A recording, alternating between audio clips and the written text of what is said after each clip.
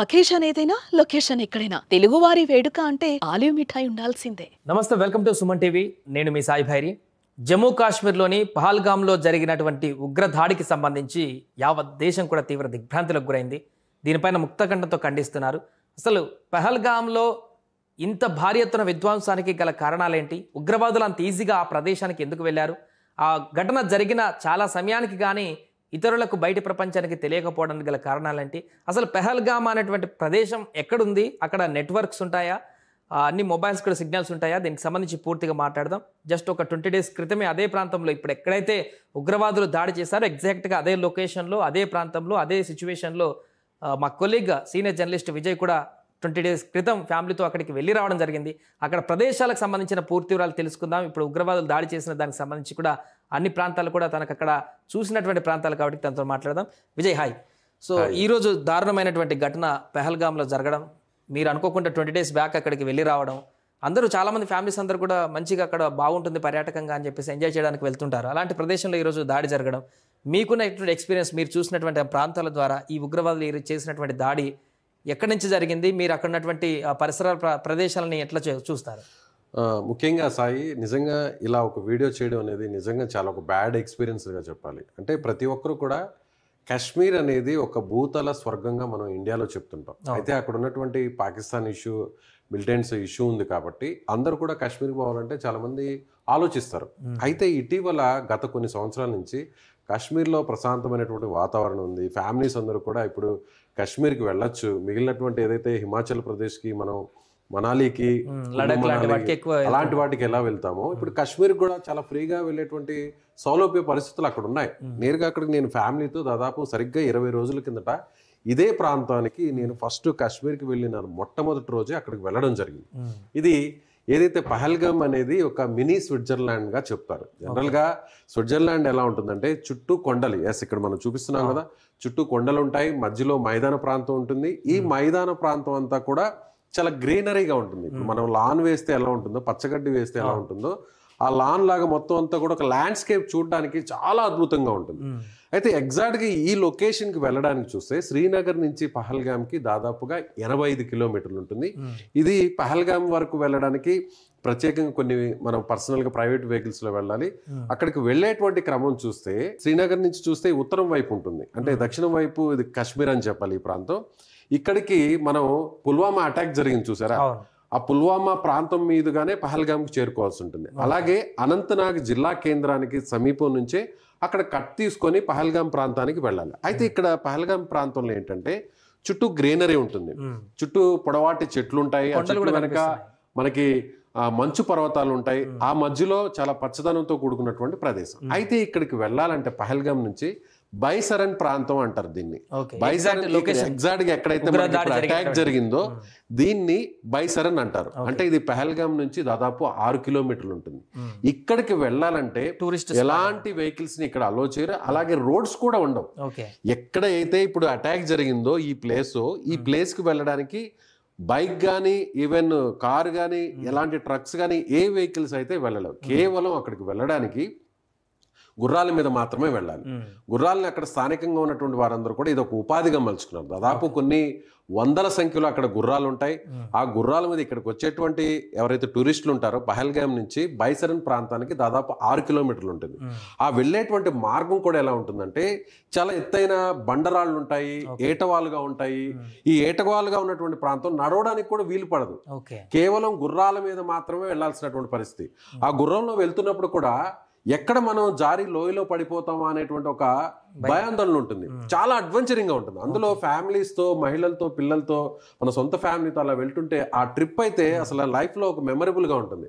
ఇదో చూడండి, ఈ గుర్రాల మీద ఇలా గుర్రాల మీద వెళ్ళి ఆ ప్రాంతానికి 6 కిలోమీటర్ల పైన కొండ మీద ఉన్నటువంటి ఈ మినీ స్విట్జర్లాండ్ గా పిలుస్తున్నటువంటి బైసరన్ ప్రాంతానికి వెళ్ళాలి. అక్కడ దాదాపుగా ఒక 10 కిలోమీటర్ల వైశాల్యం ఉంటుంది. ఆ ప్రాంతాన్ని ఒకసారి మనం చూపించే ప్రయత్నం చూస్తే, మనం ఆ ఫోటోలో చూస్తే ఇలా ఒక 10 కిలోమీటర్ల ప్రాంతం వ్యాసార్థంలో చాలా ఓపెన్ గా ఉంటుంది. ఇక్కడ సిగ్నల్స్ ఉంటాయా, ఫోన్ సిగ్నల్స్ గానీ? మనం ఫస్ట్ ఆఫ్ ఆల్ ఇంకొక విషయం కూడా చెప్పాలి.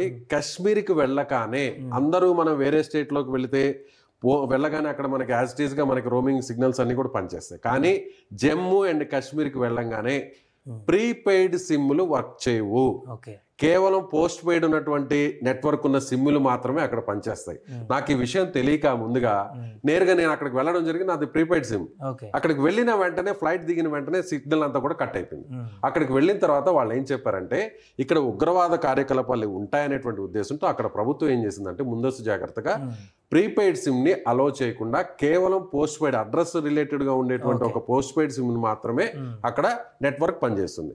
సో అక్కడికి వెళ్ళినా కూడా పోస్ట్ పెయిడ్ సిమ్ ఉన్న వాళ్ళకి చాలా నెట్వర్క్ చాలా నీట్ గా పనిచేస్తుంది. అలాగే మరొక విషయం చెప్పాలి సార్, ఇక్కడ ఆ గుర్రం మీద వెళ్ళాలంటే వెళ్ళి రావడానికి దాదాపు ఒక 3 నుంచి 4 గంటల సమయం పడుతుంది. వెళ్ళడానికి 1 గంట సమయం పడుతుంది, రావడానికి 1 గంట సమయం పడుతుంది, అక్కడ ఉండడానికి 1 గంట 2 గంటలు ఉంటారు. వీలు ఉండదు. ఓపెన్ ప్లేస్, మన ఫారెస్ట్ ప్లేస్ ఎలా ఉంటుందో అలాంటి ప్లేస్ అది. అయితే అక్కడ చూస్తే కొంతమంది కొన్ని స్టాల్స్ పెట్టుకో ఉంటారు. స్టాల్స్ మనం ఎలా అంటే అక్కడికి వెళ్ళిన టూరిస్టులకి ఏదైనా ఫుడ్ ఇవ్వడం కోసం అందరు కూడా ఉదయం నుంచి బయలుదేరుతారు. వెళ్ళేసరికి మధ్యాహ్నం అవుతుంది కాబట్టి మధ్యాహ్నం సమయంలో అక్కడ భోజనం లాంటిది ఏదైనా స్నాక్స్ తినడానికి న్యూడిల్స్, ఫ్రైడ్ రైస్ ఇలా రకరకాల ఆహార పదార్థాలు అక్కడ అమ్ముతుంటారు. దానికోసం కొన్ని గుడారాల్లాగా ఒక స్టాల్స్ ఏర్పాటు చేస్తుంటారు. ఆ స్టాల్స్ కి దగ్గరలోనే ఉన్నటువంటి ప్లేస్ లో స్టాల్స్ దగ్గర నుంచి అటాక్ జరిగింది అనేది మనకు చాలా క్లియర్ కట్ గా మనకు అనిపిస్తుంది. ఎందుకంటే ఈ ప్లేస్ ఒకసారి చూస్తే ఇది ఒక 10 కిలోమీటర్ల వ్యాసార్థంలో ఈ ప్రాంతం అంతా ఉంటుంది. ఒకవేళ ఫైర్ ఓపెన్ చేస్తే తప్పించుకునేటువంటి మార్గమే లేదు.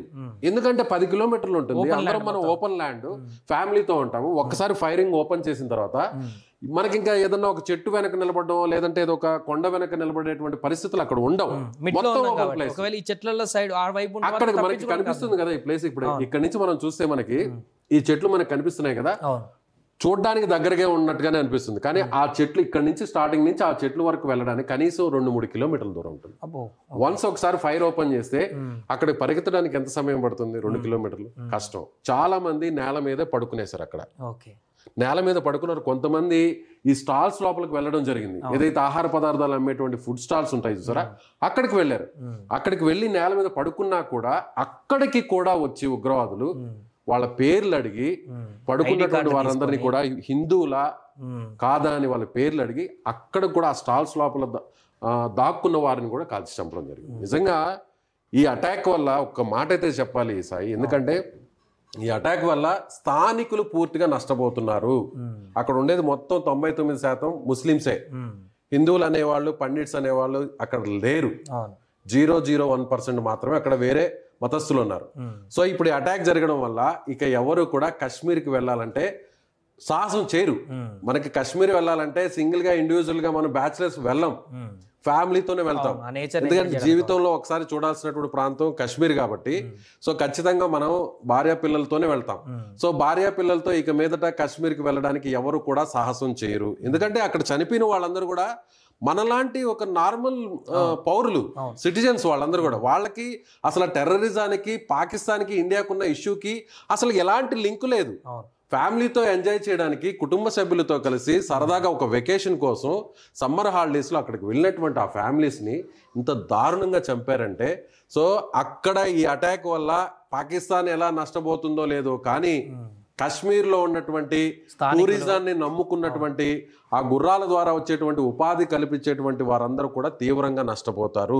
టూరిస్టులు అక్కడ పోకపోతే వాళ్ళకి ఎలాంటి ఉపాధి లేదు, ఎలాంటి వ్యాపారాలు జరగవు. మార్గం లేదంటారా విజయ్ గారు? అక్కడ వెళ్ళి చూసారు కదా, చూస్తున్నారు కదా, మొత్తం మనకి ఎక్కడంతా కూడా మైదాన ప్రాంతమే, ఎక్కడ దాక్కునేటువంటి ప్రదేశం లేదు. సో అక్కడ చూస్తే మిగిలిన వేరే ఇక్కడ మనం ఇంకోటి చూడొచ్చు. ఈ అడవుల్లోకి పోవాలంటే ఇక్కడ ఒక ఫెన్సింగ్ ఉంటుంది, చూసారా లేదు? ఈ ఫెన్సింగ్ దాటుకొని కూడా పోలేరు. ఎందుకంటే అక్కడ రక్షణ చర్యల్లో భాగంగా ఈ మైదానానికి చెట్లకి మధ్యలో ఒక ఫెన్సింగ్ ఏర్పాటు చేశారు. మనం ఆ మైదానం దాటి అడవి ప్రాంతంలోకి వెళ్ళలేము, అలాగే వేరే వాళ్ళు కూడా లోపలికి వచ్చేటువంటి పరిస్థితులు ఇక్కడ మనకి క్లియర్ కట్ గా చూడొచ్చు. ఫెన్సింగ్ గ్రీన్ కలర్ లో కనిపిస్తుంది కదా. ఎస్, ఇది ఇక్కడండి ఈ పాయింట్ ఉంది చూసారా, ఇది ఎంట్రీ పాయింట్. ఇక్కడి నుంచి గుర్రాల ద్వారా కింద నుంచి ఈ పైకి చేరుకుంటే ఇది ఎంట్రీ పాయింట్. ఇక్కడ దీని బయటే గుర్రాలు ఆపేస్తారు. ఇక్కడ నుంచి అంతా నడుచుకొని ఫ్యామిలీస్ తో అందరూ కూడా ఇక్కడ ఎంజాయ్ చేస్తుంటారు. నేను చెప్పాను కదా స్టాల్స్ అని, ఇవే స్టాల్స్. జరిగింది కూడా ఇక్కడే. ఇక్కడ కాల్పులు జరిగిన తర్వాత కొంతమంది ప్రాణభయంతో ఈ స్టాల్స్ లో దాక్కున్నారు, ఈ గుడారాల్లో దాక్కున్నారు. ఈ గుడారాల్లో దాక్కున్న వాళ్ళని కూడా వెతికి మళ్ళీ అక్కడ లోపలికి వెళ్ళి మళ్ళీ చంపేశారు. సో నిజంగా సాయి ఈ ఇష్యూ అంటే మాత్రం కాశ్మీర్ ట్రిప్ ఎవరైనా వెళ్ళినా కూడా ఖచ్చితంగా గుల్మార్గ్, సోనమార్గ్ ఎలాంటి మంచు ఉన్నటువంటి ప్లేస్ ఉంటుందో అలాగే పహల్గామ్ ప్లేస్ ను కూడా ఖచ్చితంగా టూరిస్టులు విజిట్ చేస్తారు. ఎందుకంటే ఇది ఒక మినీ స్విట్జర్లాండ్. అక్కడ సెక్యూరిటీకి సంబంధించి ఏమన్నా చూసారా? Good question. ఎందుకంటే కింద పహల్గామ్ ఉంటుంది. పహల్గామ్ అనేది ఒక మైదానం, అంటే ఒక రకంగా స్టార్టింగ్ పాయింట్. పహల్గామ్ లో మిలిటరీ అవుట్ పోస్టులు ఉన్నాయి. పహల్గామ్ ప్రాంతంలో అవుట్ పోస్టులు ఉన్నాయి. అక్కడ మిలిటరీ వాళ్ళు ఉన్నారు, ఆర్మీ వాళ్ళు ఉన్నారు, సిఆర్పిఎఫ్ వాళ్ళు ఉన్నారు. అలాగే పహల్గామ్కి వెళ్ళేటువంటి మార్గంలో ఏదైతే శ్రీనగర్ నుంచి మనం పహల్గామ్కి వస్తామో ఈ పాయింట్కి బైసరన్ ప్రాంతానికి వెళ్ళేటువంటి మార్గం మధ్యలోనే పహల్గామ్ నుంచి 1 కిలోమీటర్ 2 కిలోమీటర్ల దూరంలోనే అమర్నాథ్ యాత్ర స్టార్ట్ అయ్యేటువంటి బేస్ పాయింట్ అదే. అక్కడి నుంచే క్యూ లైన్స్ ఉంటాయి. అక్కడి నుంచే మనం ఏదైతే అమర్నాథ్ యాత్రకు వెళ్ళేటువంటి వారందరూ అక్కడి నుంచే వెళ్ళాలి. సో అక్కడ మాత్రం ఆర్మీ పోస్టులు ఉన్నాయి, అవుట్ పోస్టులు. కానీ ఈ ప్రాంతంలో బైసరన్ ప్రాంతంలో ఎక్కడా కూడా పైన నేను వెళ్ళినప్పుడు ఆర్మీ వాళ్ళు ఎవ్వరు కూడా లేరు. ఎందుకంటే బహుశా ఇలాంటి ప్లేస్ లో అటాక్ చేస్తారని ఎవరు కూడా ఎక్స్పెక్ట్ చేయరు. ఇప్పటి వరకు జరిగినటువంటి అటాక్స్ మనం ఒకసారి పరిశీలిస్తే ముంబై లో జరిగిన అటాక్స్ మినహాయిస్తే మిగిలినటువంటి అటాక్స్ అన్ని కూడా ఆర్మీ వాళ్ళ మీద జరిగాయి, అక్కడ ఉన్నటువంటి అధికారుల మీద జరిగాయి తప్ప బయట ప్రాంతాల నుంచి వచ్చి అక్కడ టూరిస్టుల మీద అటాక్స్ జరగడం అనేది చాలా రేరు. అందులో 28 మందిని చంపడం అనేది చాలా రేరు. సో ఎందుకంటే ఈ అటాక్ జరగడం వల్ల టూరిస్టులు ఎవరు రారు, పరోక్షంగా ప్రత్యక్షంగా నష్టపోయేది ఎవరు? లోకల్ కాశ్మీరియన్స్. సో దానివల్ల కాశ్మీరియన్స్ కి ఒక వ్యతిరేకత వచ్చేస్తుంది. ఎవరి మీద? టెర్రరిస్టుల మీద. మీరు మమ్మల్ని మా పొట్టగొడుతున్నారు, టూరిస్టులు రానియకుండా మీరు చేస్తున్నారు కాబట్టి ఇక మీరు వద్దు, ఇలాంటి చేయొద్దు అనేటువంటి ఒక వ్యతిరేకత వస్తుందనే భావంతో అక్కడ టూరిస్టుల జోలికి పోరు. కానీ ఈరోజు నిన్న జరిగినటువంటి అటాక్ మాత్రం అసలు ఎలాంటి పాపం తెలియని పాపం. నిజంగా అలాంటి వారి మీద లోకల్ టెర్రరిస్టులు కావచ్చు, పాకిస్తాన్ టెర్రరిస్టులు కావచ్చు అటాక్ చేయడం అనేది చాలా బాధాకరం. Right. Thank you Vijay. So అది మొత్తానికి పహల్గామాలో జరిగినటువంటి ఇన్సిడెంట్కి సంబంధించి తన అనుభవాలను కూడా పంచుకున్నారు. 20 రోజుల క్రితమే వెళ్ళినటువంటి విజయ్ అక్కడ పరిసర ప్రాంతాలలో బై మిస్టేక్లో ఇంకా 20 days బ్యాక్ ముందే వెళ్ళారు. కానీ ఈరోజు విజయ్ అక్కడ ఉంటే ఇంకా అలాంటి పరిస్థితి ఉండదు కూడా ఊహించడానికే భయంకరం ఉన్నటువంటి పరిస్థితి. ఏదేమైనా కూడా ఈరోజు అంతమంది ప్రాణాలు పోవడం మాత్రం విషాదకరంగా మారింది. దీనికి ఖచ్చితంగా రివెంజ్ తీర్చుకోవాల్సిందే అంటూ కూడా ప్రతి ఒక్క ఇండియన్ కూడా కామెంట్ చేస్తున్నారు. కేంద్ర ప్రభుత్వం దీనికి సంబంధించి ఎలాంటి నిర్ణయం తీసుకుంటుందో కూడా ఆసక్తిగా ఎదురు చూస్తున్నారు.